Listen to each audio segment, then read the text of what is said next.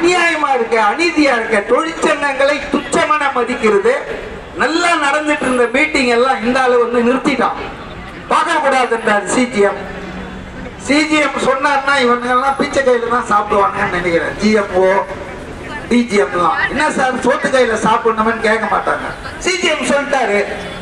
நம்ம இவன் எப்படி தெரியுங்களா, பார்த்திபன் சார் சாப்பிடணும் சார்னா சோத்து கையில சாப்பிடணும் சார்னா கார்பரேட் ஆபீஸ் ஆர்டர் இருக்கா காட்டுங்க.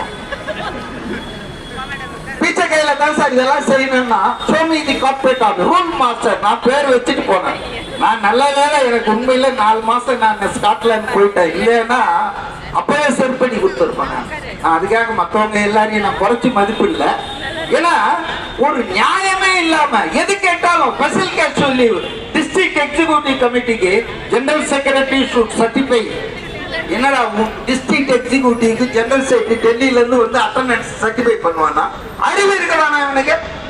there is a corporate office order for any reason.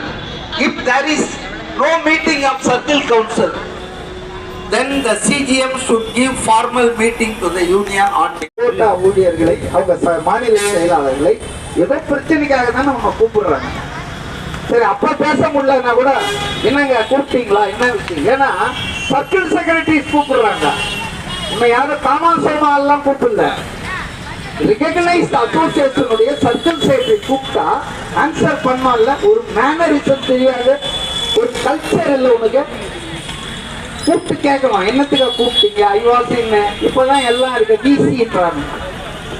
விசிலே செத்து போயிடுவாங்க பொழுது உட்காந்துட்டு காலையிலே ராத்திரி. சரி, வீட்டுக்கு போறதில்ல என்னென்ன மிஸ்டு கால் வந்துருக்கு கூப்பிட்டு கேட்கணும்ல. 23 முறை கூப்பிட்டுருக்காங்க ஒரு மீட்டிங்கு, பேசவே இல்லை. அப்புறம் நேரா போனாங்க, உள்ள போனாங்க.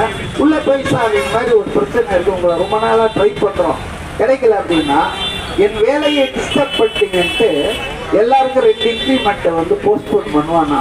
நேற்று கூட ஒரு பத்திரிகை கேட்டாங்க 2 இன்க்ரிமெண்ட்னா என்னன்னாங்க. ஒரு இன்க்ரிமெண்ட்னா தமிழோட சென்னையில இருந்தாங்க. நம்ம சென்னை எடுத்துருங்க. ஃபர்ஸ்ட் நான் சென்னை என்ன சொல்றேன்னா, இதில் அட்மினிஸ்ட்ரேஷனு, இதே எம்ப்ளாயிஸ் எல்லாம் எதுவுமே மாறல. என்ன மாறிக்க ஒரு அட்மினிஸ்ட்ரேஷன் சர்க்கிள் ஹெட் மட்டும் மாறி. பாபா சுதாகர் சார் பீரியடுங்க 1.5 hour மட்டும் தான் அவர் சிஜிஎம் இருந்தாரு. நம்ம இதே ஒர்க் ஃபோர்ஸ் வச்சு சென்னை வந்து நம்பர் 1 கொண்டு வந்துட்டாரு. நம்ம எவ்வளோ பெருசா என்ன பண்ணல. நம்ம அதே அவருடைய பாடுல நம்ம போயிட்டு இருந்தோம்.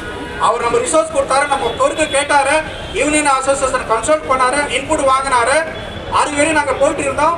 நாங்க காமிச்சிட்டோம். இல்ல நாங்க இதுக்காக லாஸ்க்காக நாங்க காரணம் இல்ல, மேனேஜ்மெண்ட் தான் கொடுக்க முடியும் காரணம் தான். நீ சரியில்லைன்னா இந்த சென்னை டெலிஃபோன்ஸ் இப்படிதான் போவோம். அதுக்காக போய் பேசுறதுக்கு இந்த எனக்கு பனிஷ்மெண்ட்